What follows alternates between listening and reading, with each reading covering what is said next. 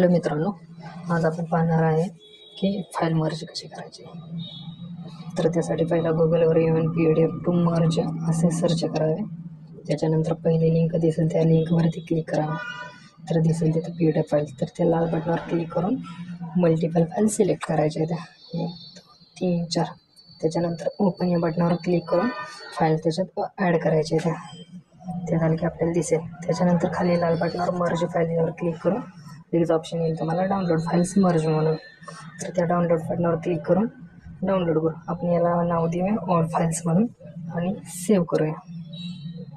तर ते वरती दिसेल आपल्याला सेव्ह झालेलं आहे ते. त्याच्यानंतर फाईल्स येऊन आपण चेक करू की डाउनलोड झाले. तिथे दिसते आपल्याला चेक झालेलं.